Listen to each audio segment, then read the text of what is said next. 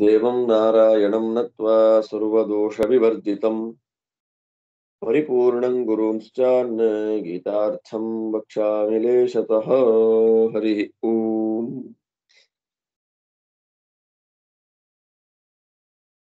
ನಿನ್ನೆ ದಿವಸ ಭಗವಂತನ ಸ್ವಭಾವ ನಿಯಾಮಕತ್ವ, ಭಗವಂತ ಸ್ವಭಾವವನ್ನು ಕೂಡ ಹೇಗೆ ನಿಯಮನ ಮಾಡ್ತಾ ಇದ್ದಾನೆ ಅಂತ ಅನ್ನೋದರ ಬಗ್ಗೆ ತಿಳಿಸ್ಕೊಟ್ಟಿದ್ದಾರೆ. ರಸೋಹಂ ಅಪ್ಸು ಕೌಂತೆಯ ಪ್ರಭಾಸ್ಮಿ ಶಶಿ ಸೂರ್ಯಯೋ ಪ್ರಣವ ಸರ್ವ ಹಾಗೆಲ್ಲ ಹೇಳಿ ಮತ್ತೆ ಕೊನೆಗೆ ಖೇ ಶಬ್ದ ಖೇ ಪೌರುಷಂ ಋಷು, ಈಗ ಭಗವಂತ ಎಲ್ಲದರಲ್ಲಿ ತಾನು ನಿಂತು ವಿಶೇಷವಾದ ಕ್ರಮದಲ್ಲಿ ನಿಯಮನ ಮಾಡ್ತಾ ಇದ್ದಾನೆ. ಅದರ ಸಾರಭಾಗದ ಭೋಗವನ್ನು ಮಾಡ್ತಾ ಇದ್ದಾನೆ ಭಗವಂತ ಅನ್ನೋದರ ಬಗ್ಗೆ ಕೃಷ್ಣ ತಿಳಿಸಿದ್ದಾನೆ. ಅದೇ ಮುಂದೆ ಹೇಳ್ತಾರೆ 9ನೇ ಶ್ಲೋಕ. ಪುಣ್ಯೋ ಗಂಧಃ ಪೃಥಿವ್ಯಾಂಚ ತೇಜಶ್ಚ ಅಸ್ಮಿ ವಿಭಾವಸೌ ಜೀವನಂ ಸರ್ವಭೂತೇಷು ತಪಶ್ಚಾಸ್ಮಿ ತಪಸ್ವಿಷು. ಮುಂದೆ ಹೇಳ್ತಾ ಇದ್ದಾನೆ ಕೃಷ್ಣ, ನಾನು ಮತ್ತಿನ್ನೇನೇನಾಗಿದ್ದೇನೆ ಅಂತ. ಪುಣ್ಯೋ ಗಂಧಃ ಪೃಥಿವ್ಯಾಂ ವಿಭಾವಸೌ ತೇಜಶ್ಚಾಸ್ಮಿ ಸರ್ವಭೂತೇಷು ಜೀವನಂ ತಪಸ್ವಿಷು ತಪಃ. ಪೃಥ್ವಿಯಲ್ಲಿ ಪುಣ್ಯಗಂಧ ಇದ್ದೇನೆ ಹಾಗೆ ಹೇಳ್ತಾನೆ ನೋಡಿ ಕೃಷ್ಣ. ಪುಣ್ಯೋ ಗಂಧ ಪೃಥಿವ್ಯಾಂ,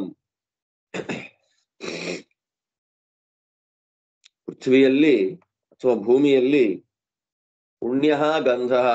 ಪುಣ್ಯ ಅಂದ್ರೆ ಶ್ರೇಷ್ಠವಾದದ್ದು ಅಂತ, ಪುಣ್ಯ ಅಂದ್ರೆ ಉತ್ತಮವಾದದ್ದು, ಉತ್ತಮವಾಗಿರತಕ್ಕಂಥ ಗಂಧ. ನಾವು ನೆನ್ನೆ ಹೇಳಿದ ಹಾಗೆ ಅರ್ಥ ಮಾಡ್ಕೊಳ್ಬೇಕು. ಪೃಥ್ವಿಗೆ ಬೇಕಾದಷ್ಟು ಧರ್ಮಗಳಿದೆ. ಆ ಎಲ್ಲ ಧರ್ಮಗಳಲ್ಲಿ ಅತ್ಯಂತ ಶ್ರೇಷ್ಠವಾಗಿರ್ತಕ್ಕಂಥ ಧರ್ಮ ಪೃಥ್ವಿಯ ಗುಣ ಗಂಧ. ಹಾಗೆ ನಿನ್ನೆ ರಸ, ನೀರಿನಲ್ಲಿ ರಸ ಅಂತ ಹೇಳಿದ್ವು,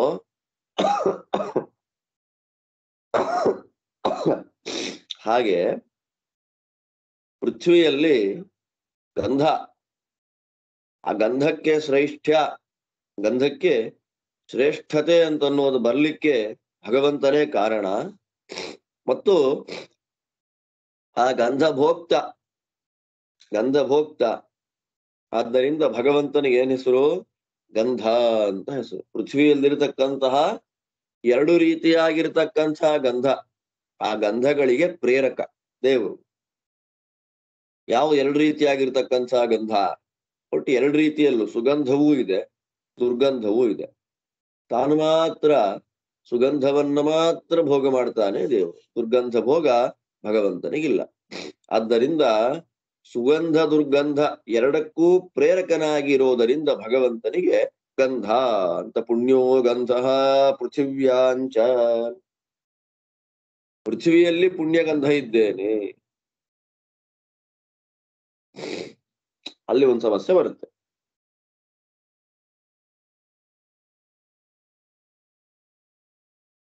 ಗಂಧಕ್ಕೆ ವಿಶೇಷಣವನ್ನ ಕೊಟ್ಟದ್ದು ಯಾಕೆ?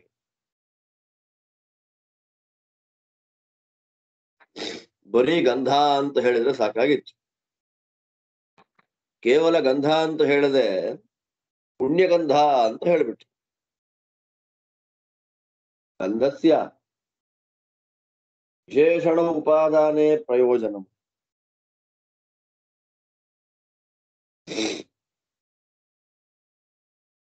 ಬರೀ ಗಂಧ ಪೃಥ್ವಿಯಲ್ಲಿ ನಾನು ಗಂಧ ಇದ್ದೇನೆ ಅಂತ ಭಗವಂತ ಹೇಳದೆ, ನಾನು ಪುಣ್ಯಗಂಧ ಇದ್ದೇನೆ ಅಂತ ಹೇಳಿದ.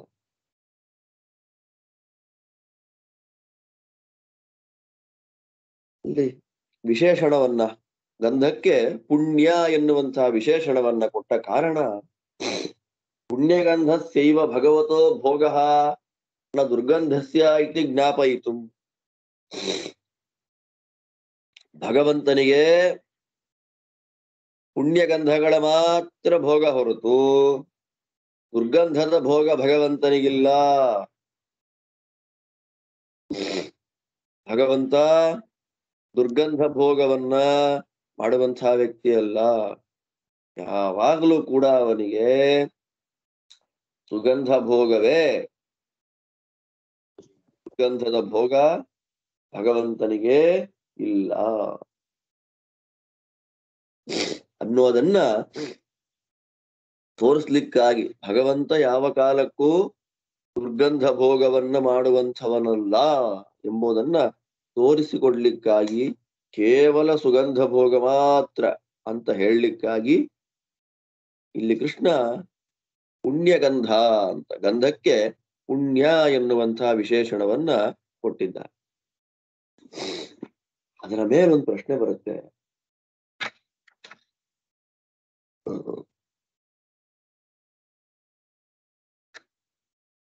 ಈಗ ಭಗವಂತನಿಗೆ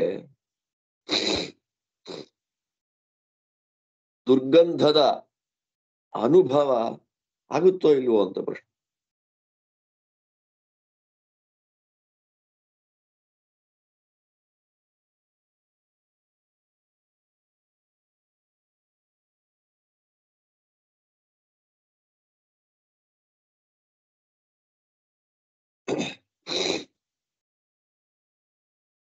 ಭಗವಂತನಿಗೆ ದುರ್ಗಂಧದ ಭೋಗ ಬೇಡ, ದುರ್ಗಂಧದ ಅನುಭವ ಆಗತ್ತೋ ಇಲ್ವೋ? ಆಗುತ್ತೋ ಇಲ್ವೋ? ಸರಿ, ದುರ್ಗಂಧದ ಅನುಭವ ದೇವರಿಗೆ ಆಗೋದಿಲ್ಲ ಅಂದ್ರೆ ಅವನು ಸರ್ವಜ್ಞ ಅಲ್ಲ, ಸರ್ವಜ್ಞಾಭಾವ. ಸರ್ವಜ್ಞ ಅನ್ನೋದು ಭಗವಂತನಿಗೆ ಬರುತ್ತೆ. ಎಲ್ಲವನ್ನ ತಿಳಿದವನು ಸರ್ವಜ್ಞ ಅಂದ್ರೆ ಪ್ರತಿಯೊಂದು ಪದಾರ್ಥಗಳ ಜ್ಞಾನವು ಯಾರಿಗಿದೆಯೋ ಅವನು ಸರ್ವಜ್ಞ. ಪ್ರತಿಯೊಂದು ಪದಾರ್ಥಗಳ ಅನುಭವ ಜ್ಞಾನ. ದುರ್ಗಂಧ ಗೊತ್ತಿಲ್ಲ ಅವನಿಗೆ, ದುರ್ಗಂಧ ಹೇಗಿರುತ್ತೆ ಅಂತ ಅನುಭವ ಇಲ್ಲ ಅಂದ್ರೆ ಅವನು ಸರ್ವಜ್ಞ ಹೇಗಾಗ್ತಾನೆ? ಸರ್ವಜ್ಞ ಇಲ್ಲ. ಆಗತ್ತೆ ಅವನು ಸರ್ವಜ್ಞ ಅಲ್ವಾ ದೇವರು? ಸರ್ವಜ್ಞ ಆದ್ದರಿಂದ ಅವನಿಗೆ ದುರ್ಗಂಧ ಅನುಭವ ಇದೆ ಅಂತ ಹೇಳಿಬಿಟ್ರೆ, ಅನುಭವ ಅಂದ್ರೆ ಭೋಗ ಇರ್ಲೇಬೇಕು, ಭೋಗ ಆಗ್ಲೇಬೇಕು. ಆದ್ರಿಂದ ದುರ್ಗಂಧದ ಅನುಭವ ಇದೆ, ಆದ್ರೆ ಅದರ ಭೋಗ ಇಲ್ಲ ಅಂತ ಹಾಗೆ ಹೇಳು.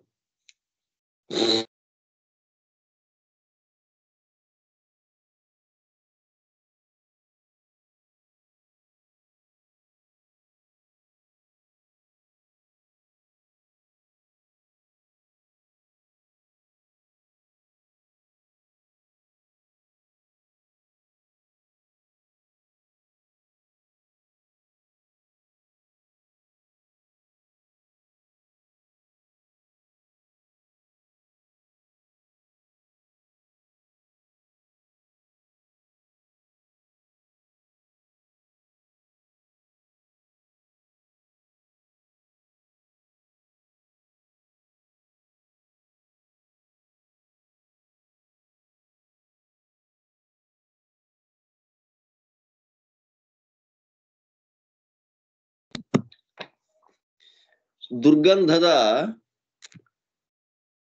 ಭೋಗ ಇಲ್ಲ ಅಥವಾ ದುರ್ಗಂಧದ ಅನುಭವ, ದುರ್ಗಂಧ ಇದೆ ಲೋಕದಲ್ಲಿ ಅಂತನ್ನೋದು ದೇವರಿಗೆ ಗೊತ್ತಿಲ್ಲ ಅಂತಂದ್ರೆ ಅವನ್ ಸರ್ವಜ್ಞ ಆಗೋದಿಲ್ಲ. ದುರ್ಗಂಧ ಅನುಭವ ಇಲ್ಲ ಅಂತಂದ್ರೆ ಅವನ್ ಸರ್ವಜ್ಞ ಅಲ್ಲ. ದುರ್ಗಂಧದ ಅನುಭವ ದೇವರಿಗೆ ಇದೆ ಅಂತಂದ್ರೆ ಅನುಭವ ಇದ್ದ ಮೇಲೆ ಅದು ಭೋಗ ಆಗೋದಿಲ್ಲ ಅಂತ ಹೇಗೆ ಹೇಳಕ್ಕಾಗುತ್ತೆ? ಎರಡೂ ಕಷ್ಟನೇ ನೋಡಿ. ದುರ್ಗಂಧದ ಅನುಭವ ಇದೆ ಅಂದ್ರೂ ಕಷ್ಟ, ದುರ್ಗಂಧದ ಅನುಭವ ಇಲ್ಲ ಅಂದ್ರೂ ಕಷ್ಟ. ಮತ್ತೇನಾಗಾರ ಅರ್ಥ ಹಾಗಾದ್ರೆ ಹೇಗೆ ಅರ್ಥ ಮಾಡ್ಕೊಳ್ಬೇಕು? ನಾ ಪುಣ್ಯೋಗಂಧ ಪೃಥಿವ್ಯಾಮ್ ಅನ್ನೋದಕ್ಕೆ ನಾವ್ ಅರ್ಥ ಹೇಗ್ ಮಾಡ್ಬೇಕೀಗ?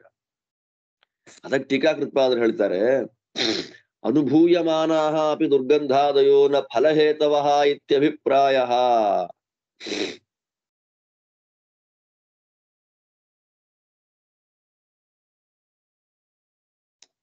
ಭಗವಂತನಿಗೆ ದುರ್ಗಂಧದ ಅನುಭವ ಅಂತನ್ನೋದು ಉಂಟು.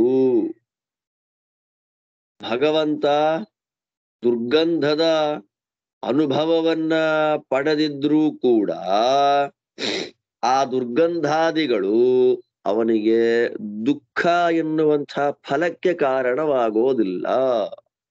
ಒಂದು ವಿಶೇಷ. ಶಾಸ್ತ್ರದ ಅಭಿಪ್ರಾಯ ಏನು ಅಂತಂದ್ರೆ, ಈಗ ದುರ್ಗಂಧ ಅನ್ನೋದು ನಮ್ಮ ಮೂಗಿಗೆ ಬಂದಾಗ ದುಃಖ ಆಗದೆ ಇರ್ತಾರೆ ನಮಗೆ, ಅಯ್ಯೋ ಎಷ್ಟು ಅಸಹ್ಯವಾಗಿದೆಯಪ್ಪ ಇದು, ಸಾಧ್ಯವೇ ಇಲ್ಲ ಅಂತ ನಮಗೆ ಕೆಟ್ಟ ವಾಸನೆ ಮೂಗಿಗೆ ಬಡಿದಾಗ ಹೇಗಿರ್ತೇವೆ ನಾವು? ದುರ್ಗಂಧ ಮೂಗಿಗೆ ಬಂದಾಗ ದುಃಖ ಆಗತ್ತೋ ಸುಖ ಆಗತ್ತೋ? ನಮಗೆ ದುರ್ಗಂಧದ ಅನುಭವವೂ ಆಗತ್ತೆ, ಅದರ ಫಲರೂಪವಾಗಿ ದುಃಖ ಅನ್ನೋದು ಬರುತ್ತೆ. ಅದು ಲೋಕದಲ್ಲಿ ಕಂಡಿದೆ. ಜಗತ್ತಿನಲ್ಲಿ ದುರ್ಗಂಧ ಅನ್ನೋದು ಬಂದಾಗ ಆ ದುರ್ಗಂಧದ ಕೆಟ್ಟ ವಾಸನೆಯ ಅನುಭವವೂ ಆಗತ್ತೆ, ಅದ್ರ ಜೊತೆಯಲ್ಲೇ ದುಃಖವೂ ಆಗತ್ತೆ. ಭಗವಂತನಿಗಾಗತ್ತೆ. ದುರ್ಗಂಧದ ಅನುಭವ ದೇವರಿಗಿದ್ರೂ ಕೂಡ ಆ ದುರ್ಗಂಧ ಅನ್ನೋದು ದೇವರಿಗೆ ದುಃಖವನ್ನ ಕೊಡಲಿಕ್ಕೆ ಶಕ್ತವಾಗಿಲ್ಲ. ಸುಗಂಧನು ಹಾಗೆ ಆಗ್ಬಿಡ್ಲಿ. ಹಾಗಾದ್ರೆ ಸುಗಂಧವೂ ಕೂಡ ದೇವರಿಗೆ ಸುಖವನ್ನ ಕೊಡ್ಲಿಕ್ಕೆ ಶಕ್ತವಾಗಿಲ್ಲ. ಸುಗಂಧದ ಅನುಭವ ದೇವರಿಗಿದ್ರೂ ಕೂಡ ಅದು ದೇವರಿಗೆ ಸುಖ ಹೇತು ಅಲ್ಲ, ಸುಖವನ್ನ ಕೊಡ್ತಾ ಇಲ್ಲ ಅಂತ ತಿಳ್ಕೊಂಡ್ಬಿಡ್ರಿ ಅಂದ್ರೆ ಅದಕ್ಕೆ ಟೀಕಾಕೃತ್ಪಾದರು ಹಾಗೆಲ್ಲ ಇಲ್ಲ. ಸುಗಂಧಸ್ತು ಸುಖ ಹೇತು. ಸುಗಂಧ ಅನ್ನೋದು ಭಗವಂತನಿಗೆ ಸುಖ ಕಾರಣ. ಅಂದ್ರೆ ಅವನಿಗೆ ಯಾವುದು ಹೊರಗಿನ ಯಾವ ಪದಾರ್ಥಗಳು ಸುಖ ಕಾರಣ ಅಲ್ಲ. ಹಾಗಿದ್ರೂ ಕೂಡ ಅವನು ಅಚಿಂತ್ಯ ಶಕ್ತಿಯಿಂದ ತನ್ನ ಲೀಲೆಯಿಂದ ಮಹಾತ್ಮ್ಯದಿಂದ ಆ ರೀತಿ ಮಾಡ್ತಾನೆ. ಆದ್ದರಿಂದ ದೇವ್ರು ಏನು, ದುರ್ಗಂಧದ ಅನುಭವವಿದ್ರೂ ಕೂಡ ಅದು ಅವನಿಗೆ ದುಃಖಕ್ಕೆ ಕಾರಣವಾಗುವುದಿಲ್ಲ. ಸುಗಂಧ ದುಃಖ ಕಾರಣವಾಗ್ತದೆ, ಸುಗಂಧ ಸುಖ ಕ್ಷಮಿಸಿ, ಸುಗಂಧ ಸುಖ ಕಾರಣವಾಗ್ತದೆ, ಸುಖ ಹೇತುವಾಗ್ತದೆ. ಸುಗಂಧದ ಒಳಗೆ ಗಂಧನಾಮಕನಾಗಿ ದುರ್ಗಂಧಕ್ಕೂ ಪ್ರೇರಕನಾಗಿ ಪರಮಾತ್ಮ ಪೃಥ್ವಿಯಲ್ಲಿ ಗಂಧನಾಮಕನಾಗಿದ್ದಾನೆ. ಸುಗಂಧದ ಒಳಗಿರ್ತಕ್ಕ ತನ್ನ ಸ್ವಾಕ್ಷರಸವನ್ನ ಭೋಗ ಮಾಡ್ತಾನೆ ಅನ್ನೋದು ತಾತ್ಪರ್ಯ ಸಿದ್ಧ ಆಯ್ತು ಇಲ್ಲಿ. ಆದ್ದರಿಂದಲೇ ಆಚಾರ್ಯ ಹೇಳಿದ್ದು ಪುಣ್ಯೋ ಗಂಧ ಇತಿ ಭೋಗಾಪೇಕ್ಷಯ.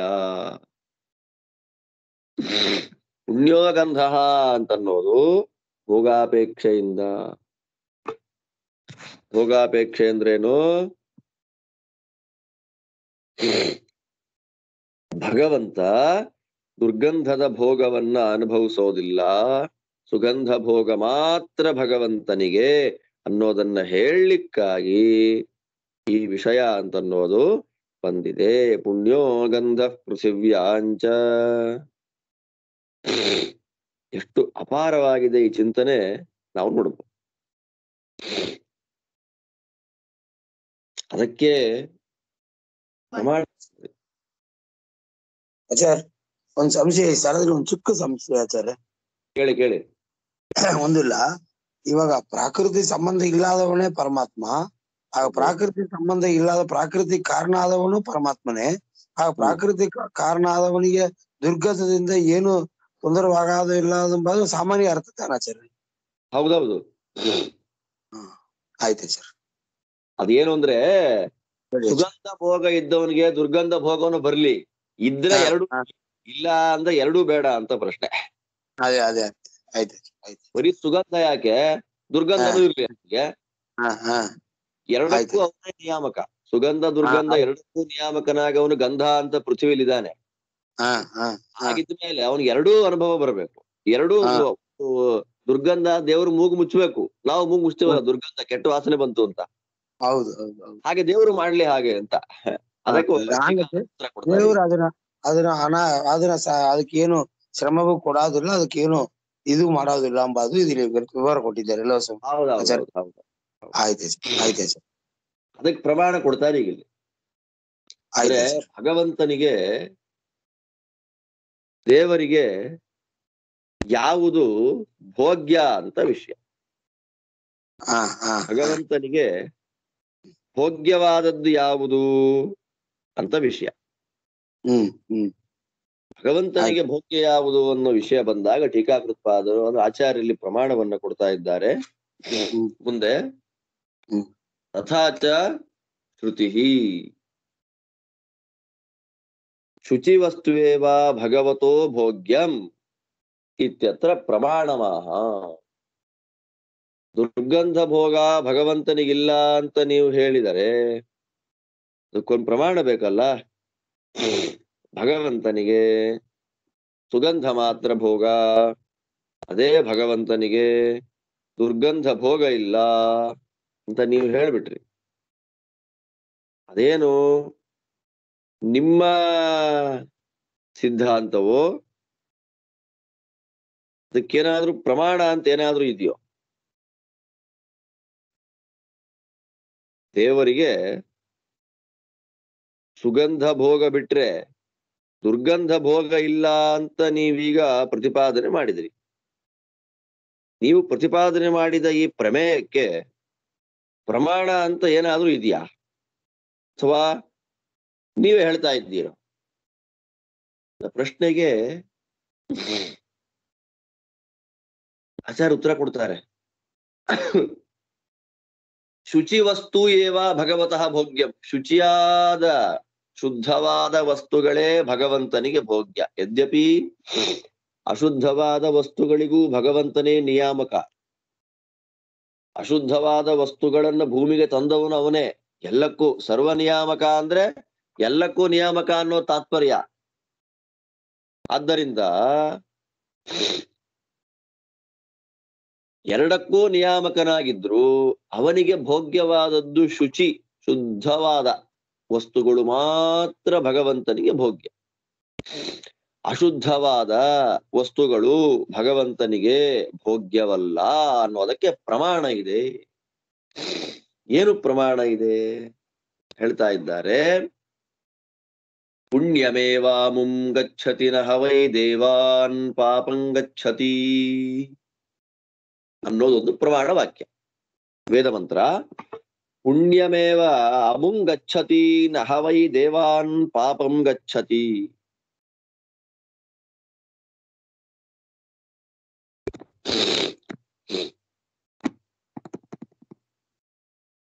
ದೇವತೆಗಳನ್ನ ಪುಣ್ಯ ಭಾಗ ಮಾತ್ರ ಹೋಗತ್ತೆ, ಪಾಪ ಭಾಗ ಮುಟ್ಟೋದಿಲ್ಲ.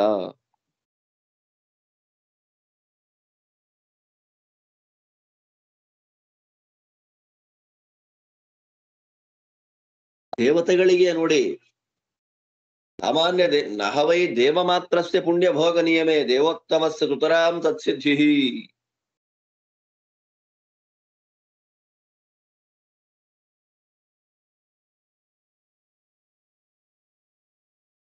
ದೇವತೆಗಳಿಗೆ ಪುಣ್ಯ ಮಾತ್ರ ಹೋಗ್ತದೆ, ದೇವತೆಗಳಿಗೆ ಪಾಪ ಸಂಕ್ರಾಂತಿ ಇಲ್ಲ. ಪುಣ್ಯಮೇವ ಅಮುಂಗಚ್ಚತಿ ನಹ ವೈ ದೇವಾನ್ ಪಾಪಂ ಗಚ್ಚತಿ. ದೇವತೆಗಳಿಗೆ ಪುಣ್ಯ ಮಾತ್ರ, ಪಾಪ ದೇವತೆಗಳಿಗೆ ಇಲ್ಲ. ದುರ್ಗಂಧ ಅಂದ್ರೆ ಒಂಥರ ಪಾಪಭೂತವಾದದ್ದು. ಆದ್ದರಿಂದ ಶುಚಿಯಾದ ವಸ್ತುಗಳು ಮಾತ್ರ ಭಗವಂತನಿಗೆ ಹೋಗಿ. ಸಾಮಾನ್ಯ ದೇವತೆಗಳಿಗೆ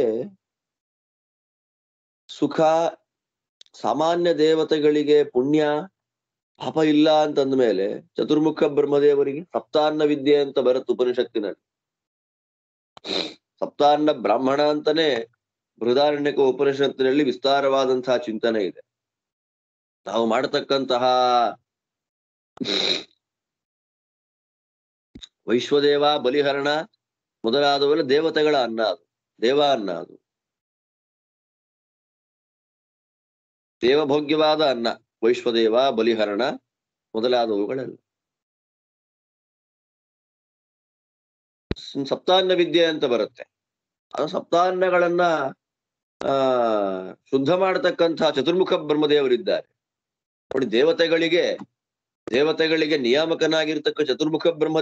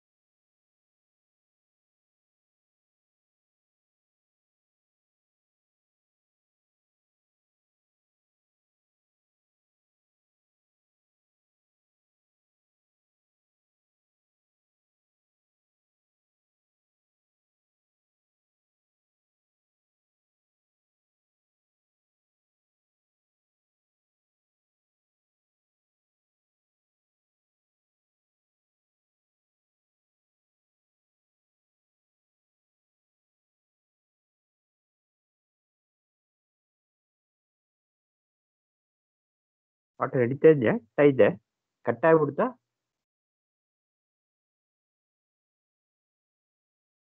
ಆಚಾರ ಇದ್ದಾರೆ ಲೈನ್ಲಿ. ವಾಯ್ಸ್ ಬರಲ್ಲ. ಕನೆಕ್ಷನ್ ಕಟ್ ಆಗಿದೆ. ಆಚಾರ ಕನೆಕ್ಷನ್ ಕಟ್ ಆಗಿದೆ. ಕಟ್ಟಾಯ್ತು. ಹಾ ಅದೇ ಪಾಠ ವಿಚಾರ ಕೊಡ್ತಾರೆ. ಆಚಾರ ಉರ್ವಲ ಆಚಾರ ವಾಯ್ಸ್ ಮ್ಯೂಟ್ ಇಡ್ತಾ? ಮ್ಯೂಟ್ ಆಗಲ್ಲ ಏನೋ. ಅಲ್ಲ ಅವರು ಹಲೋ ಲೈನ್ ಹಲೋ ಕಟ್ಟಾಗಿರ್ಬೇಕು ಅವ್ರದ್ದು. ಹಲೋ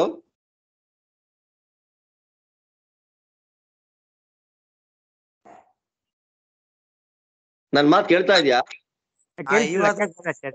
ಈಗ ಸಡನ್ ಆಗಿ ಮ್ಯೂಟ್ ಆಗೋಯ್ತು, ಯಾಕೆ ಅಂತ ಗೊತ್ತಿಲ್ಲ.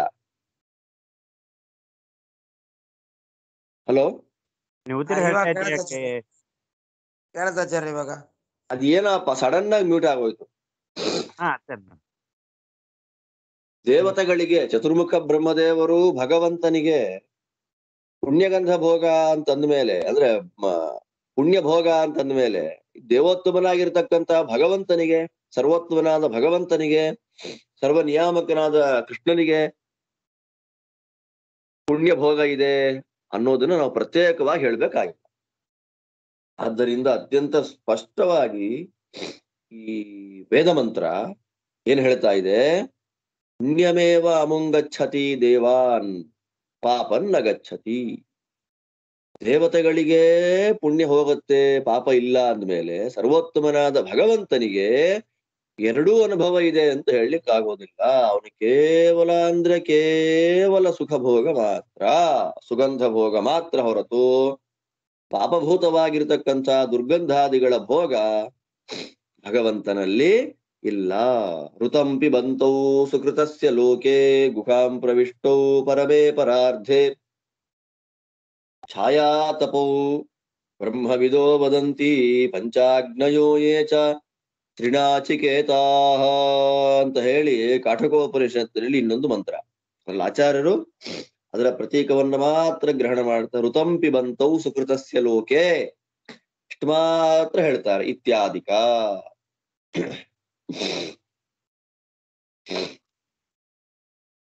ಸುಕೃತಸ್ಯ ಲೋಕೆ ಋತಂ ಪಿಬಂತೌ. ಇಷ್ಟು ಅದ್ಭುತವಾಗಿದೆ.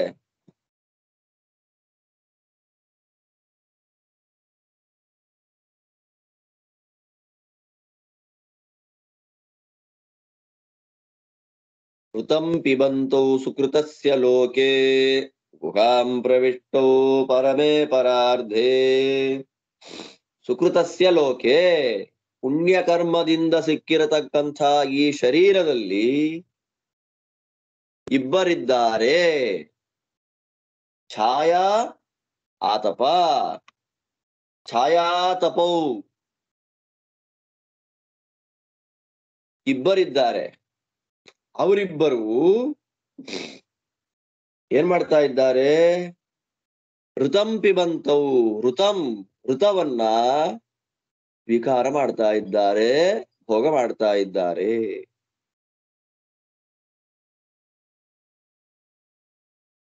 ನೋಡಿ ವೇದ ಮಂತ್ರ. ಅದಕ್ಕೆ ನಾವು ಗೀತಾ ಭಾಷ್ಯವನ್ನ ಒಂದಷ್ಟು ಉಪನಿಷತ್ತುಗಳ ಪಾಠ ಆದ್ಮೇಲೆ ಗೀತಾ ಭಾಷ್ಯವನ್ನು ನಾವು ಶ್ರವಣ ಮಾಡಿದ್ರೆ ಒಂದು ಅದು ಕೊಡೋ ಆನಂದನೇ ಬೇರೆ. ಅದು ಕಾರಣ ಸರ್ವೋಪನಿಷದೋ ಗಾವಃ ದೋಗ್ಧ ಗೋಪಾಲನಂದನಃ ಪಾರ್ಥೋ ವತ್ಸ ಸುಧೀರ್ ಭೋಕ್ತಾ ದುಗ್ಧಂ ಗೀತಾಮೃತಂ ಮಹತ್ ಅಂತೊಂದು ಮಾತಿದೆ. ಎಲ್ಲ ಉಪನಿಷತ್ತುಗಳನ್ನ ಗೋವುಗಳು ಅಂತ ಕರೀತಾರೆ. ಹಾಲನ್ನ ಕರೆಯುವಂಥವನು ಕೃಷ್ಣ. ಹಾಲು ಕರಿಬೇಕಾದ್ರೆ ಒಂದು ಕರು ಇರ್ಬೇಕಲ್ಲ, ಆ ಕರುವೇ ಅರ್ಜುನ.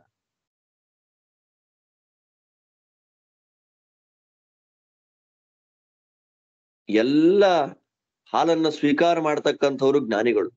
ಆ ಹಾಲೇ ಭಗವದ್ಗೀತೆ. ಅಂದ್ರೆ ಎಲ್ಲ ಉಪನಿಷತ್ತುಗಳ ಅರ್ಥ, ಸಾರಭೂತವಾದ ಅರ್ಥ ಇದು. ಆದ್ದರಿಂದ ಪುಣ್ಯೋ ಗಂಧ ಪೃಥಿವ್ಯಾಂಚ ಅಂತ ಭಗವಂತ ಹೇಳಿದ್ದು ಎಷ್ಟು ಅದ್ಭುತವಾಗಿದೆ. ಕೃಷ್ಣ ಹೇಳಿದ್ದು ನೋಡಿ. ಒಂದು ವಾಕ್ಯವನ್ನ ನಾವು ಚಿಂತನೆ ಮಾಡ್ಲಿಕ್ಕೆ ಅರ್ಧ ಮುಕ್ಕಾಲು ಗಂಟೆ ಬೇಕು. ಹೇಗಿದೆ ಗೀತೆ? ಗೀತೆಯ ವೈಭವ ಅಂದ್ರೆ ಇದೆ. ಭಗವದ್ಗೀತೆಯ ಅರ್ಥ ಪ್ರಪಂಚ ಅಂದ್ರೆ ಇದೆ.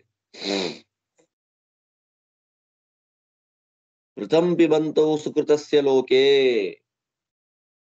ಪುಣ್ಯಕರ್ಮದಿಂದ ನಿರ್ಮಿತವಾಗಿರ್ತಕ್ಕಂಥ ಈ ಶರೀರದಲ್ಲಿ, ಮಾನುಷ್ಯ ಶರೀರದಲ್ಲಿ, ಅದು ಪುಣ್ಯಕರ್ಮದಿಂದ, ಪಾಪಕರ್ಮದಿಂದಲೂ ಮನುಷ್ಯ ಶರೀರ ಬರುತ್ತೆ. ಆದ್ರೆ ಉಪನಿಷತ್ತು ಅಥವಾ ವೇದ ಹೇಳುತ್ತೆ ಸುಕೃತಸ್ಯ ಲೋಕೆ. ಸುಕೃತ ಅಂದ್ರೆ ಪುಣ್ಯಕರ್ಮ.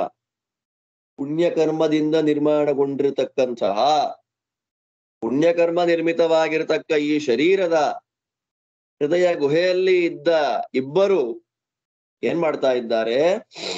ಪುಣ್ಯಕರ್ಮಗಳನ್ನ, ಪುಣ್ಯ ಭೋಗವನ್ನ ಮಾಡ್ತಾ ಇದ್ದಾರೆ. ಯಾರವರು? ಆಚಾರ್ಯರ ಭಾಷ್ಯ, ಆ ಕಾಠಕೋಪನಿಷತ್ ಭಾಷ್ಯದಲ್ಲಿ ಹೇಳ್ತಾರೆ, ಆತ್ಮಾಂತರಾತ್ಮೇತಿ ಹರಿಹಿ ಏಕ ಏವ ದ್ವಿಧಾ ಸ್ಥಿತಃ.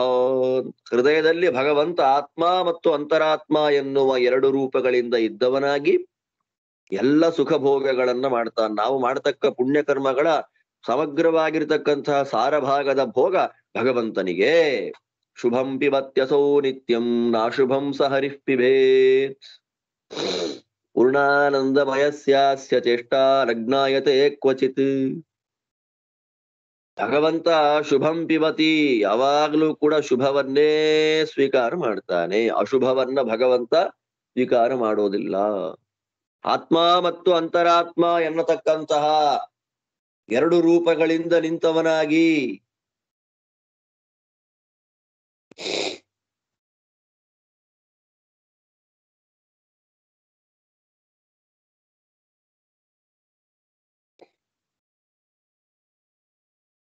ಆತ್ಮ ಮತ್ತು ಅಂತರಾತ್ಮ ಎನ್ನುವಂತಹ ಎರಡು ರೂಪಗಳಿಂದ ಪುಣ್ಯದಿಂದ ನಿರ್ಮಾಣಗೊಂಡಿರತಕ್ಕಂಥ ಮನುಷ್ಯನ ಶರೀರದ ಹೃದಯ ಗುಹೆಯಲ್ಲಿ ಇದ್ದವನಾಗಿ ಸುಖಭೋಗವನ್ನ ಮಾಡ್ತಾ ಇದ್ದಾನೆ ದೇವರು. ಎಷ್ಟು ಸ್ಪಷ್ಟವಾದ ವೇದವಾಕ್ಯ ಇದೆ ನೋಡ್ರಿ. ಅದ್ರ ಮೇಲೆ ಇನ್ನೊಂದು ಪ್ರಶ್ನೆ ಬರುತ್ತೆ. ಅಲ್ಲಿ ಋತಂ ಪಿಬಂತವು ಅಂತ ಇದೆ. ಅಲ್ಲಿ ಪ್ರಕೃತಕ್ಕೆ ಉಪಯೋಗ ಈ ವೇದವಾಕ್ಯ ಹೇಗಾಗತ್ತೆ? ಋತ ಅನ್ನೋದಕ್ಕೆ ಅರ್ಥ ಏನು? ಋತಂ ಪಿಬಂತೌ. ಋತ ಅಂದ್ರೆ ಮೀನಿಂಗ್ ಏನು? ಋತಾಂ ಅಂದ್ರೆ ಯಥಾರ್ಥ ವಿಜ್ಞಾನ ಅಂತ ಒಂದು ಅರ್ಥ ಮಾಡ್ತಾರೆ ತೈತ್ತಿರಿಯೋಪನಿಷತ್ತಿನಲ್ಲಿ ಆಚಾರ್ಯರು. ಋತಂಚ ಸ್ವಾಧ್ಯಾಯ ಪ್ರವಚನೇಚ ಅಂತ ಅರ್ಥ ಮಾಡ್ಬೇಕಾದ್ರೆ ಋತಂ ಯಥಾರ್ಥ ವಿಜ್ಞಾನಂ ಅಂತ ಅರ್ಥ ಮಾಡ್ತಾರೆ. ಋತ ಅಂದ್ರೆ ಯಥಾರ್ಥವಾದ ಜ್ಞಾನ, ಅಜ್ಞಾನ ಅಲ್ಲ, ತಪ್ಪು ತಪ್ಪಾಗಿ ತಿಳ್ಕೊಂಡಿರೋದಲ್ಲ, ಯಥಾರ್ಥವಾದ ಜ್ಞಾನವನ್ನೇ ಋತ ಅಂತ ಕರೆಯುವಂಥದ್ದು.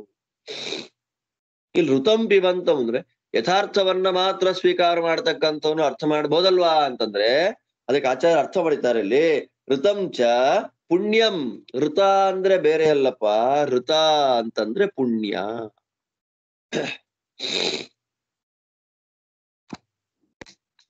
ಋತಂಚ ಪುಣ್ಯಂ. ಋತ ಅಂದ್ರೆ ಪುಣ್ಯ ಅಂತ ಅರ್ಥ. ಅದ್ ಎಲ್ಲಿದೆ ರೀ? ಸುಮ್ನೆ ಋತ ಒಂದ್ ಕಡೆ ಇನ್ನೇನೋ ಅಂತೀರಿ, ಇನ್ನೊಂದ್ ಕಡೆ ಇನ್ನು ಒಂದೇ ಶಬ್ದಕ್ಕೆ ಕಾಂಟ್ಯಾಕ್ಸ್ಟ್ ಅಲ್ಲಿ ಬೇರೆ ಬೇರೆ ಆದಾಗ ಅರ್ಥಗಳು ಬೇರೆ ಬೇರೆ ಆಗ್ಬಿಡುತ್ತಾ ನಿಮ್ಮಲ್ಲಿ? ತೈತ್ತಿರಿಯೋಪನಿಷತ್ತಿಗೆ ಅರ್ಥ ಮಾಡ್ಬೇಕಾದ್ರೆ ಋತ ಅಂದ್ರೆ ಯಥಾರ್ಥ ವಿಜ್ಞಾನ ಅಂತ ನೀವು ತಿಳಿಸ್ತೀರಿ. ಗೀತಾ ಭಾಷ್ಯದಲ್ಲಿ ಋತ ಅಂತ ಅರ್ಥ ಮಾಡ್ಲಿಕ್ಕೆ ಋತಂಚ ಪುಣ್ಯಂ ಅಂತ ಪುಣ್ಯ ಅಂತ ಅರ್ಥ ಮಾಡ್ತೀವಿ. ಏನಪ್ಪಾ ಹೀಗೆ ಅರ್ಥ ಮಾಡ್ಬಿಟ್ರೆ ನೀವು? ಪ್ರಮಾಣ ಇದೆಯಾ ಅದಕ್ಕೆ? ಆಚಾರ್ಯ ಪ್ರಮಾಣ ಇಲ್ದೆ ಒಂದ್ ಹೆಜ್ಜೆ ಒಂದ್ ಹೆಜ್ಜೆನೂ ಮುಂದಿಡಲ್ಲ ಆಚಾರ್ಯ.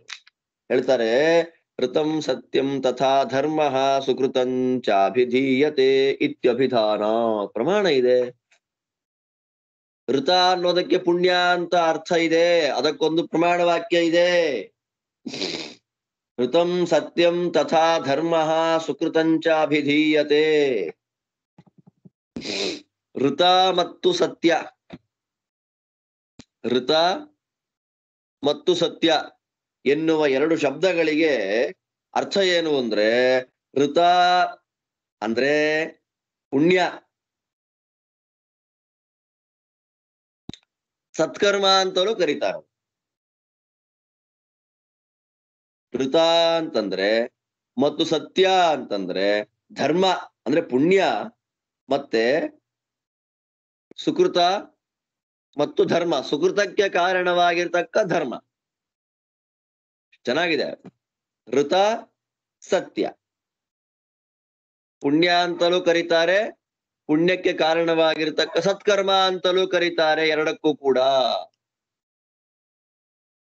ಆದ್ದರಿಂದ ಋತ ಎನ್ನುವ ಶಬ್ದಕ್ಕೆ ಅತ್ಯಂತ ಸ್ಪಷ್ಟವಾಗಿ ಪುಣ್ಯ ಎನ್ನುವ ಅರ್ಥ ಇದೆ. ಆದ್ದರಿಂದ ಒಂದು ಕಡೆ ಹೇಳಿದ ಒಂದರ್ಥವನ್ನೇ ಇಟ್ಟುಕೊಂಡು ಎಲ್ಲ ಕಡೆಗೂ ಅಪ್ಲೈ ಮಾಡೋದಲ್ಲ. ಕಾಂಟ್ಯಾಕ್ಟ್ ನೋಡ್ಬೇಕು, ಆ ಪ್ರಕರಣವನ್ನ ನೋಡ್ಬೇಕು. ಯಾವ ಪ್ರಕರಣ ಹೇಳ್ತಾ ಇದ್ದಾರಿಲ್ಲಿ ಅನ್ನೋದನ್ನ ನೋಡಿಕೊಂಡು ಅದರ ಮೇಲೆ ಅರ್ಥವನ್ನ ಮಾಡುವಂತಹ ಪ್ರಯತ್ನವನ್ನ ನಾವು ಮಾಡಬೇಕು. ಹಾಗಾದಾಗ ಮಾತ್ರ ಅರ್ಥ ವಿಶೇಷವನ್ನ ಹೇಳುವಂತಹ ವಿಶೇಷವಾದ ಅರ್ಥವನ್ನ ಪ್ರಮೇಯವನ್ನ ಕೊಡತಕ್ಕಂತಹ ಭಾಗ ಆಗ್ತದೆ ಅನ್ನೋದೇನು ತಾತ್ಪರ್ಯ ಇಲ್ಲಿ. ಆದ್ದರಿಂದ ಎಷ್ಟು ಅದ್ಭುತವಾಗಿದೆ ಇಲ್ಲಿ. ಋತಂತು ಮಾನಸೋ ಧರ್ಮ ಸಸ್ಯಂ ಸ್ಯಾತ್ ಸಪ್ರಯೋಗಃ ಇತಿ ಚ. ಇನ್ನು ಹೇಳ್ತಾರೆ, ಕನ್ಫ್ಯೂಸ್ ಆಗ್ಬೇಡ್ರಿ, ಋತ ಅಂತ ಅನ್ನೋದಕ್ಕೆ ಪುಣ್ಯ ಅಂತ ಅರ್ಥ ಇದೆ. ಇನ್ನು ಹೇಳ್ತಾರೆ ಆಚಾರ್ಯರು, ಋತಂತು ಮಾನಸೋ ಧರ್ಮ. ಋತಂತು ಮಾನಸೋ ಧರ್ಮ, ಮಾನಸವಾಗಿರತಕ್ಕಂಥ ಧರ್ಮವನ್ನ ಋತ. ಏನ್ ಹಂಗಂದ್ರೆ ಒಂದು ಧರ್ಮಾಚರಣೆ ಮಾಡಬೇಕು ಅಂತನ್ನೋದು ಫಸ್ಟ್ ಹುಟ್ಟೋದಲ್ಲಿ ಮನಸ್ಸಿನಲ್ಲಿ ಹುಟ್ಟತಕ್ಕಂಥ ಧರ್ಮವನ್ನ ಋತ ಅಂತ ಕರೀತಾರೆ. ಎಷ್ಟು ಬ್ಯೂಟಿಫುಲ್ ಆಗಿದೆ. ಮನಸ್ಸಿನಲ್ಲಿ ಹುಟ್ಟುವಂತಹ ಧರ್ಮ ಏನಿದೆ, ಆ ಮನಸ್ಸಿನಲ್ಲಿ ಹುಟ್ಟತಕ್ಕಂಥ ಧರ್ಮವನ್ನ, ಧರ್ಮಾಚರಣೆಯ ಬುದ್ಧಿಯನ್ನ, ಅದನ್ನೇನ್ ಕರೀತಾರೆ? ಋತ ಅಂತ ಕರೀತಾರೆ. ಅದೇ ಬಾಯಿ ಮಾತಲ್ಲಿ ಬಂದಾಗ ಸತ್ಯಂ ಸ್ಯಾತ್ ಸ ಪ್ರಯೋಗಃ. ಪ್ರಯೋಗಃ ಅನ್ನುವ ಶಬ್ದಕ್ಕೆ ಟೀಕಾಕೃತ್ಪಾದರು ಅರ್ಥ ಮಾಡ್ಬೇಕಾದ್ರೆ ಶಬ್ದಜನ್ಯ, ಒಳ್ಳೆ ಮಾತು.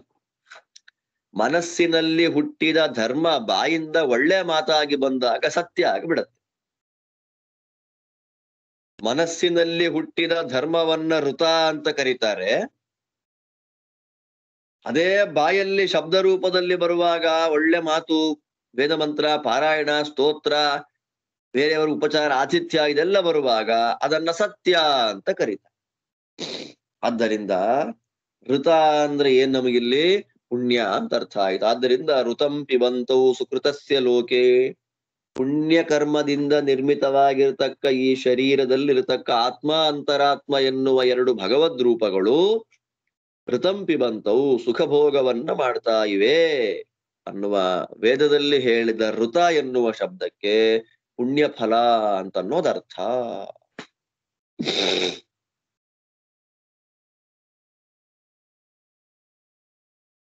ಆದ್ದರಿಂದ ಪುಣ್ಯೋ ಗಂಧ ಪೃಥಿವ್ಯಾಚ, ಭಗವಂತ ಪುಣ್ಯಗಂಧವನ್ನ ಮಾತ್ರ ಸ್ವೀಕಾರ ಮಾಡತಕ್ಕಂಥವನು. ಅವನಿಗೆ ಪಾಪಗಂಧದ ಪಾಪದ ಭೋಗ ಭಗವಂತನಿಗೆ ಇಲ್ಲ. ಅನುಭವ ಇದ್ರು, ದುರ್ಗಂಧದ ಅನುಭವ ದೇವರಿಗಿದ್ರು ಕೂಡ ಅದು ದುಃಖಕ್ಕೆ ಕಾರಣ ಆಗೋದಿಲ್ಲ. ಸುಗಂಧವೇ ಪುಣ್ಯಗಂಧವೇ ಭಗವಂತನಿಗೆ ಸುಖ ಕಾರಣ. ಆದ್ದರಿಂದಲೇ ಕೃಷ್ಣ ಇಲ್ಲಿ ಗೀತೆಯಲ್ಲಿ ಗಂಧಕ್ಕೆ ಪುಣ್ಯ ಅಂತ ವಿಶೇಷಣವನ್ನ ಕೊಟ್ಟದ್ದು. ಪುಣ್ಯೋ ಗಂಧ ಪೃಥಿವ್ಯಾಂಚ ಅಂತ ಪುಣ್ಯೋ ಗಂಧ ಅಂತ ದೇವರು ಅರ್ಜುನನಿಗೆ ಉಪದೇಶ ಮಾಡುವ ಹೇಳಿದ್ರು. ಅದರ ಮೇಲೆ ಇನ್ನೊಂದು ಪ್ರಶ್ನೆ. ಸ್ವಾಮಿ, ನೀವು ಋತ ಎನ್ನುವ ಶಬ್ದಕ್ಕೆ ಹೀಗೆಲ್ಲ ಅರ್ಥ ಮಾಡಿಬಿಟ್ರಿ, ಹೀಗೆಲ್ಲ ವಿಚಿತ್ರವಾಗಿ ಅರ್ಥ ಮಾಡಿದ್ರಿ. ಇರ್ಲಿ, ಈ ವ್ಯಾಖ್ಯಾನ ಸರಿ ಹೋಗ್ತಾ ಇತ್ತು. ಮಧ್ವಾಚಾರ್ಯರು ಮಾಡಿದಂತಹ ಈ ವ್ಯಾಖ್ಯಾನ ಸರಿ ಹೋಗ್ತಾ ಇತ್ತು. ಯಾವಾಗ ಅಂತಂದ್ರೆ, ಒಂದು ವೇಳೆ ಭಗವಂತನಿಗೆ ವಿಷಯ ಭೋಗ ಇದೆ ಅಂತ ಆಗಿದ್ರೆ ಆಚಾರ್ಯರು ಹೀಗೆ ಮಾಡಿದ ವ್ಯಾಖ್ಯಾನ ಸರಿ ಹೋಗ್ತಾ ಇತ್ತು. ಇಲ್ಲ, ಭಗವಂತನಿಗೆ ಭೋಗ ಇಲ್ಲ, ಭಗವಂತನಿಗೆ ಭೋಗ ಇಲ್ಲ. ಭಗವಂತನಿಗೆ ಭೋಗ ಇದೆ ಅಂತ ಒಪ್ಪಿಬಿಟ್ರೆ ಮಧ್ವಾಚಾರ್ಯರ ಸಿದ್ಧಾಂತದ ಪ್ರಕಾರ ವೇದ ವಿರೋಧ ಬರುತ್ತೆ. ಯಾಕೆ? ನಾವು ಎಲ್ಲಿ ಏನೇ ಆಗ್ಲಿ ಒಂದು ಸಿದ್ಧಾಂತವನ್ನ ನಿರ್ಣಯ ಅಂತ ಸಿದ್ಧಾಂತ ಮಾಡ್ಬೇಕಾದ್ರೆ, ಒಂದು ವಿಷಯಕ್ಕೆ ಕನ್ಕ್ಲೂಡ್ ಮಾಡ್ಬೇಕಾದ್ರೆ ಆಗಮ ಪ್ರಮಾಣ ಬರ್ಬೇಕು, ನಾವು ವೇದ ಪ್ರಮಾಣ ಇರ್ಬೇಕು. ವೇದ ಪ್ರಮಾಣವಿಲ್ಲದನ್ನ, ಅಂದ್ರೆ ಅತೀಂದ್ರಿಯವಾದ ವಸ್ತುಗಳಲ್ಲಿ ಭಗವಂತನ ವಿಷಯದಲ್ಲಿ ವೇದವೇ ಪ್ರಮಾಣ. ನಾವು ಹೇಳಿದಂತಹ ಮಾತು ಯಾವತ್ತೂ ವೇದಕ್ಕೆ ಅನುಗುಣವಾಗಿರ್ಬೇಕು. ಅದು ವೇದ ವಿರೋಧ ಆಗಿಬಿಡ್ತು ಅಂದ್ರೆ ಸಮಸ್ಯೆ ಆಗ್ಬಿಡುತ್ತೆ. ವೇದ ವಿರೋಧಿ ಆಯ್ತು ಅಂದ್ರೆ ತುಂಬಾ ಸಮಸ್ಯೆ ಆಗ್ಬಿಡುತ್ತೆ. ಆದ್ರಿಂದ ಇಲ್ಲಿ ಹೇಳ್ತಾರೆ, ಭಗವಂತನಿಗೆ ಭೋಗ ಇದ್ದಿದ್ರೆ, ಭಗವಂತ ಭೋಗ ಮಾಡಿದ್ರೆ, ನೀವು ಮಾಡಿದಂತ ಇಲ್ಲಿ ತನಕ ಹೇಳಿದ ಪುಣ್ಯ ಫಲ ಭೋಗ, ಆತ್ಮ ಅಂತರಾತ್ಮ ಎನ್ನುವ ಎರಡು ರೂಪದಿಂದ ಹೃದಯದಲ್ಲಿ ನಿಂತು ಭೋಗ ಮಾಡುವುದು ಅದೆಲ್ಲ ಕೊಡ್ತಾ ಇತ್ತು. ಆದ್ರೆ ಭಗವಂತನಿಗೆ ಭೋಗ ಇಲ್ಲ.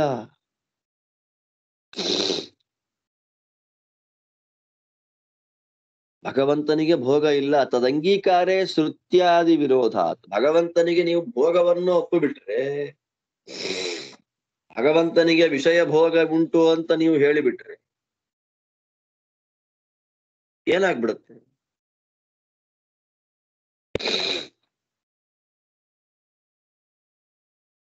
ವೇದ ವಿರೋಧ ಬರುತ್ತೆ.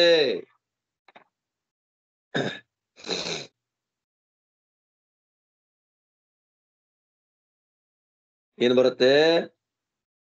ವೇದ ವಿರೋಧ ಅಂತನ್ನೋದು ಬರುತ್ತೆ.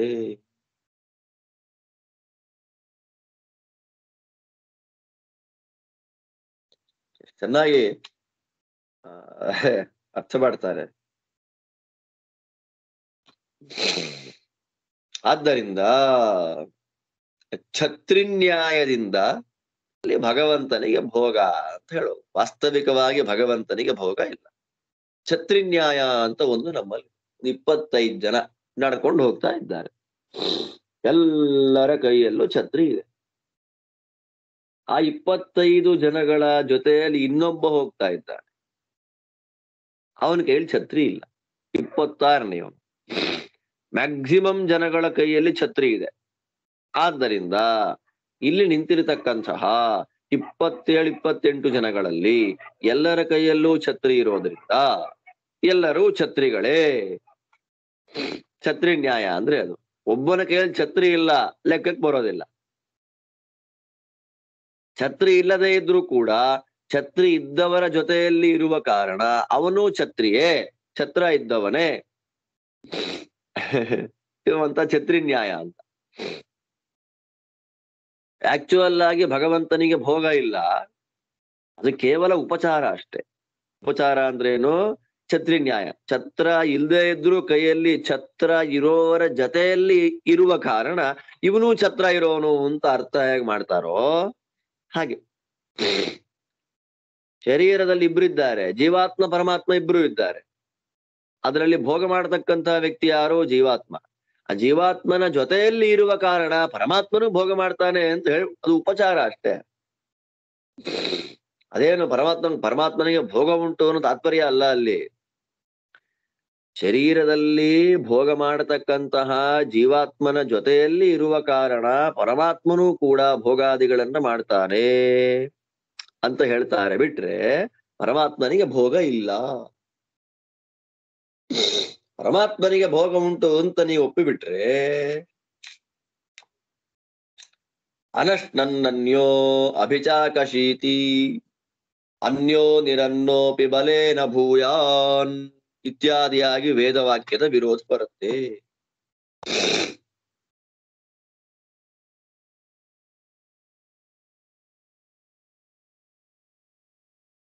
ದ್ವಾಸುಪರ್ಣಾ ಸಯುಜಾ ಸಖಾಯ ಸಮಾನಂ ವೃಕ್ಷಂ ಪರಿಶಸ್ವ ಜಾತೆ ತಯೋರನ್ಯಃ ಪಿಪ್ಪಲಂ ಸ್ವಾದ್ವತ್ಯನಷ್ಟನ್ನನ್ಯೋ ಅಭಿಚಾಕಶೀತಿ. ದ್ವಾಸುಪರ್ಣಾ ಶ್ರುತಿ ಅತ್ಯಂತ ಪ್ರಸಿದ್ಧವಾದ ವೇದ ಮಂತ್ರ.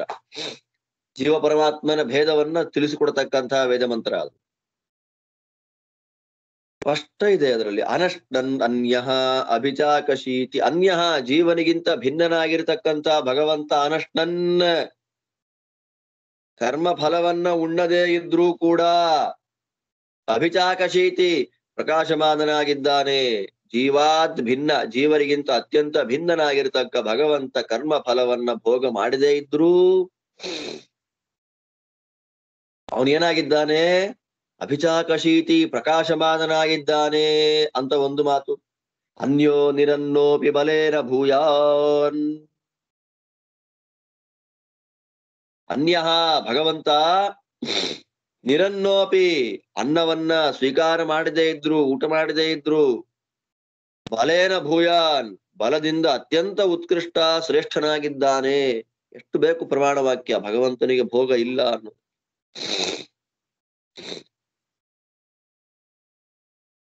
ಈ ಎರಡು ವೇದವಾಕ್ಯಗಳು ಅತ್ಯಂತ ಸ್ಪಷ್ಟವಾಗಿ ಭಗವಂತನಿಗೆ ಭೋಗ ಇಲ್ಲ, ವಿಷಯ ಭೋಗ ಇಲ್ಲ ಅಂತ ಪ್ರತಿಪಾದನೆ ಮಾಡ್ತಾ ಇದೆ.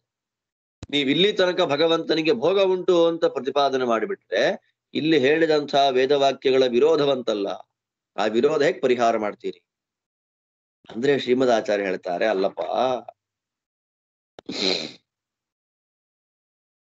ಭಗವಂತನಿಗೆ ಭೋಗ ಇಲ್ಲ ಅಂದ್ರೆ ಸ್ಥೂಲ ಭೋಗ ಇಲ್ಲ ಅಂತ. ಸ್ಥೂಲ ಭೋಗ ಅಂದ್ರೆ ಅರ್ಥ ಏನು? ಜೀವಭೋಗ್ಯವಾಗಿರ್ತಕ್ಕಂಥ ದುಷ್ಕರ್ಮದ ಭೋಗ ಭಗವಂತನಿಗಿಲ್ಲ. ದುಷ್ಕರ್ಮ, ಕೆಟ್ಟ ಕರ್ಮ ಅಂತಿರತ್ತಲ್ಲ, ಆ ಕೆಟ್ಟ ಕರ್ಮಕ್ಕೊಂದು ಫಲ ಅಂತಿರತ್ತಲ್ಲ, ಆ ಕೆಟ್ಟ ಕರ್ಮಕ್ಕಿರತಕ್ಕಂಥ ಫಲ ಅದನ್ನ ಭೋಗ ಮಾಡತಕ್ಕಂಥವನು ಜೀವನೇ ಹೊರತು ದೇವರಲ್ಲ. ಆದ್ದರಿಂದ ಭಗವಂತನಿಗೆ ಭೋಗ ಇಲ್ಲ, ಭಗವಂತನಿಗೆ ವಿಷಯ ಭೋಗ ಇಲ್ಲ, ಭಗವಂತ ಭೋಗಿಸೋದಿಲ್ಲ ಅನ್ನೋದಾಗಿ ವೇದ ಮಂತ್ರ ನಿಷೇಧ ಮಾಡ್ತಾ ಇದೆ ಭಗವಂತನಿಗೆ ಭೋಗವನ್ನ. ಅಂದ್ರೆ ಅದು ಸ್ಥೂಲವಾದ, ಜೀವರು ಮಾತ್ರ ಭೋಗಿಸಲಿಕ್ಕೆ ಯೋಗ್ಯವಾದ ಕೆಟ್ಟ ಕರ್ಮದಿಂದ ಉಂಟಾದಂತಹ ಫಲ ಅದರ ಭೋಗ. ದುಷ್ಕರ್ಮದ ಫಲ ಭೋಗ ಹೊರತು ಅದು ಕೇವಲ ಜೀವಭೋಗ್ಯ, ಅದು ಭಗವಂತನಿಗಲ್ಲ. ಆ ಫಲ ಅಂದ್ರೆ ಕೆಟ್ಟ ಕರ್ಮದ ಫಲ ಅದರ ಭೋಗ ಭಗವಂತನಿಗಿಲ್ಲ ಅಂತನ್ನೋದನ್ನ ವೇದ ಹೇಳ್ತಾ ಇದೆ ಹೊರತು ಭಗವಂತನಿಗೆ ವಿಷಯ ಭೋಗವೇ ಇಲ್ಲ ಅಂತ ಹೇಳ್ತಾ ಇಲ್ಲ ವೇದ. ಆಚಾರ್ಯ ಹೇಳ್ತಾರೆ ನೋಡ್ರಿ, ಸ್ಥೂಲ ಅನಶನೋಕ್ತೇಹೇ, ಭಗವಂತ ತಿನ್ನೋದಿಲ್ಲ, ಯಾವುದನ್ನು ತಿನ್ನೋದಿಲ್ಲ, ಸ್ಥೂಲವಾದ ಭೋಗ ಭಗವಂತನಿಗಿಲ್ಲ. ಸೂಕ್ಷ್ಮವಾಗಿರತಕ್ಕಂಥ ಭೋಗ ಭಗವಂತನಿಗೆ ಉಂಟೇ ಉಂಟು. ಭಗವಂತನಿಗೆ ಸ್ಥೂಲ ಭೋಗ ಇಲ್ಲ ಹೊರತು ಸೂಕ್ಷ್ಮ ಭೋಗ ಉಂಟು. ಆಹಚ ಸೂಕ್ಷ್ಮಾಶನಂ. ಭಗವಂತನಿಗೆ ಅತ್ಯಂತ ಸೂಕ್ಷ್ಮವಾದ ಆಶನ, ಸೂಕ್ಷ್ಮವಾದ ಭೋಗ, ಸೂಕ್ಷ್ಮವಾದ ಊಟ ಭಗವಂತ ಮಾಡ್ತಾನೆ ಅಂತ ಹೇಳ್ತಾರೆ. ಯಾವುದದು? ವೇದ ಮಂತ್ರ ಅತ್ಯಂತ ಸ್ಪಷ್ಟ ಹೇಳುತ್ತೆ. ಪ್ರವಿವಿಕ್ತಾಹಾರ ತರಹ ಇವ ಏಷ ಭವತ್ಯಸ್ಮಾತ್ ಶರೀರಾದಾತ್ಮನಃ ಇತಿ. ಪ್ರವಿವಿಕ್ತ ಆಹಾರ ತರಹ ಅಂತ ಭಗವಂತನಿಗೆ ಹೇಳುದು ವೇದ. ಅಂದ್ರೆ ಭೋಗ್ಯವಾದ ಪದಾರ್ಥ ಗಂಧಾದಿಗಳು ಅಂತ ಏನಿದೆ ಲೋಕದಲ್ಲಿ, ಆ ಗಂಧಾದಿಗಳಲ್ಲಿ ಯಾವುದು ಜೀವರ ಇಂದ್ರಿಯಕ್ಕೆ ಗೋಚರವಾಗೋದಿಲ್ಲ. ಗಂಧಾದಿಶಯೋ ಜೀವೇಂದ್ರಿಯ ಅಗೋಚರ ಸಾರಭಾಗ. ಗಂಧಾದಿಗಳಲ್ಲಿ, ಗಂಧಾದಿ ಭೋಗ್ಯ ಪದಾರ್ಥಗಳಲ್ಲಿ ಯಾವುದು ಜೀವರ ಇಂದ್ರಿಯಕ್ಕೆ ಕಾಣಿಸದ, ಜೀವರ ಇಂದ್ರಿಯಕ್ಕೆ ಗೋಚರವಾಗದ ಸಾರಭಾಗ, ಅತ್ಯಂತ ಸೂಕ್ಷ್ಮವಾದ ಸಾರಭಾಗ ಇದೆಯೋ ಆ ಸಾರಭಾಗವನ್ನ ಭಗವಂತ ಈ ಶರೀರದಲ್ಲಿರತಕ್ಕಂತಹ ಜೀವನಿಗಿಂತ ಅತ್ಯಂತ ಅತಿಶಯವಾಗಿ ಭೋಗ ಮಾಡ್ತಾ ಇದ್ದಾನೆ. ವಿಲಕ್ಷಣ ಭೋಗೇ ಏವ ವಿಲಕ್ಷಣವಾದ ಭೋಗ. ಜೀವರಿಗಿಂತ ಅತ್ಯಂತ ವಿಲಕ್ಷಣವಾದ, ಒಟ್ಟಿಗೆ ಇದ್ದಾನೆ. ಆ ಶರೀರದ ಒಳಗೆ ಜೀವನೂ ಇದ್ದಾನೆ, ಭಗವಂತನೂ ಇದ್ದಾನೆ. ಆ ಭೋಗ ಮಾಡ್ತಾನೆ. ಜೀವನಿಗೂ ಭೋಗ ಇದೆ, ಭಗವಂತನಿಗೂ ಭೋಗ ಇದೆ. ಜೀವಭೋಗ್ಯವಾದದ್ದು ಭಗವಂತನ ಭೋಗ್ಯ ಅಲ್ಲ. ಯಾಕೆ ಅಂತಂದ್ರೆ ಜೀವರ ಇಂದ್ರಿಯಕ್ಕೆ ಗೋಚರವಾಗದ, ಜೀವರ ಇಂದ್ರಿಯಕ್ಕೆ ಒಂದು ಸ್ವಲ್ಪವೂ ಕಾಣದೇ ಇರತಕ್ಕಂತಹ ಅತ್ಯಂತ ಸಾರ ಭಾಗ ಏನಿದೆ, ಅತ್ಯಂತ ಸಾರ ಭಾಗವನ್ನ ಭಗವಂತ ಅತಿಶಯವಾಗಿ ಸ್ವೀಕಾರ ಮಾಡ್ತಾನೆ.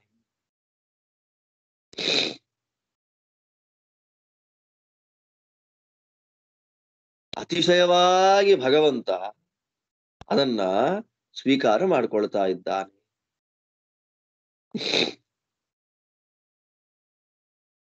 ಟೀಕಾಕೃತ್ಪಾದರು ಒಂದು ವಿಶೇಷವನ್ನು ಹೇಳ್ತಾರೆ ಇಲ್ಲಿ.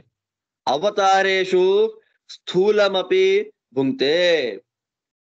ಒಳಗಿದ್ದು ಅಂತರ್ಯಾಮಿಯಾಗಿದ್ದು ಜೀವರ ಇಂದ್ರಿಯಕ್ಕೆ ಗೋಚರವಾಗದ ಅತ್ಯಂತ ಸಾರಭೂತವಾದ ಸಾರಭಾಗವನ್ನ ಸ್ವೀಕಾರ ಮಾಡತಕ್ಕಂತಹ ಭಗವಂತ ಅವತಾರಗಳಲ್ಲಿ ಸ್ಥೂಲಾಹಾರವನ್ನು, ಸ್ಥೂಲ ಗಂಧಾದಿಗಳನ್ನು ಸ್ವೀಕಾರ ಮಾಡ್ಕೊಳ್ತಾನೆ.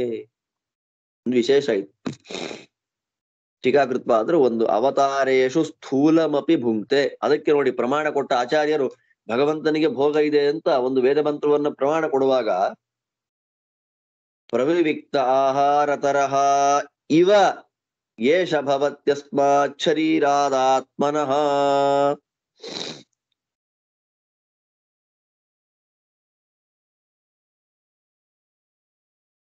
ಜೀವರಿಗೆ ಅಂದ್ರೆ ಜೀವರ ಇಂದ್ರಿಯಾದಿಗಳಿಗೆ ಒಂದು ಸ್ವಲ್ಪವೂ ಗೊತ್ತಾಗದ ಗಂಧಾದಿಗಳ ಅತ್ಯಂತ ಸಾರಭಾಗ ಏನಿದೆ ಆ ಸಾರಭಾಗದವನ್ನ ಭಗವಂತ ಭೋಗಿಸ್ತಾನೆ. ಎಲ್ಲಿ? ಒಳಗೆ ನಿಂತು. ಮತ್ತೆ ಇವ ಎನ್ನುವ ಶಬ್ದವನ್ನ ವೇದ ಹೇಳಿದೆ. ಆಹಾರ ತರ ಇವ ಅಂತ ವೇದ ಹೇಳಿದೆ. ಇವ ಶಬ್ದದಿಂದ ಏನ್ ಗೊತ್ತಾಗತ್ತೆ ನಮಗೆ? ಅವತಾರಗಳಲ್ಲಿ ಭಗವಂತ ರಾಮಕೃಷ್ಣಾದ್ಯ ಅವತಾರವನ್ನ ಮಾಡಿದಾಗ ದೇವರು ಊಟ ಮಾಡಿದ, ದೇವರು ಗಂಧ ಹಚ್ಕೊಂಡ, ಮೈಗೆಲ್ಲ ಹೂವು ಹಾಕೊಂಡ. ಕೃಷ್ಣಾವತಾರದಲ್ಲಿ ಬರಲ್ವ ನಮ್ಗೆ? ಮಥುರೆಗೆ ಬಂದಾಗ ಹಂಸನನ್ನ ಕೊಲ್ಲಬೇಕು ಅಂತ ಮಥುರಾ ಪಟ್ಟಣಕ್ಕೆ ಬಿಲ್ಲು ಹಬ್ಬಕ್ಕೋಸ್ಕರ ಭಗವಂತ ಬಂದಾಗ ಏನ್ ಮಾಡಿದ?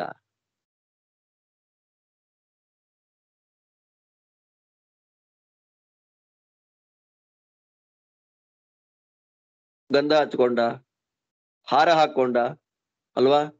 ಅವತಾರಗಳಲ್ಲಿ ಭಗವಂತ ಸ್ಥೂಲವನ್ನು ಭೋಗಿಸ್ತಾನೆ ಅನ್ನೋದನ್ನ ಹೇಳಲಿಕ್ಕಾಗಿ ಇವ ಅಂದ್ರೆ ಎಲ್ಲವೂ ಭಗವಂತನ ಅಧೀನ ಅಂತ ತೋರಿಸ್ತಾರೆ.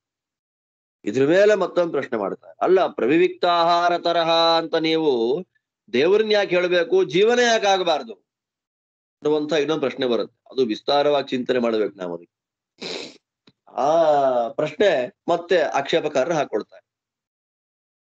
ಇಲ್ಲಿ ಹೇಳಿದಂತ ಸೂಕ್ಷ್ಮವಾಗಿರ್ತಕ್ಕಂಥ ಭೋಗ ಅದು ದೇವರಿಗೆ ಯಾಕೆ? ಜೀವನೇ ಆಗ್ಲಿ ಅಂತೆಲ್ಲ ಕ್ವಶನ್ ಮಾಡ್ತಾರೆ. ಆ ಎಲ್ಲ ಕ್ವಶನ್ಗೆ ಆಚಾರ್ಯ ಉತ್ತರ ಕೊಡ್ತಾರೆ. ಉತ್ತರ ಕೊಡತಕ್ಕಂತಹ ಭಾಗವನ್ನ ಮತ್ತೆ ಮುಂದಿನ ಪಾಠದಲ್ಲಿ ನೋಡೋಣ. ಇವತ್ತು ಜಯಂತಿ ವ್ರತ. ಭಗವಂತ ವಿಶೇಷವಾಗಿ ಲೋಕದಲ್ಲಿ ದುಷ್ಕರ್ಮಗಳನ್ನ ಮಾಡತಕ್ಕಂತಹ ದುಷ್ಕರ್ಮಿಗಳನ್ನ, ತಾಮಸ ವ್ಯಕ್ತಿಗಳನ್ನ ಸಂಹಾರ ಮಾಡ್ಲಿಕ್ಕಾಗಿ ಅವತಾರ ಮಾಡಿದಂತಹ ಪರ್ವಕಾಲ.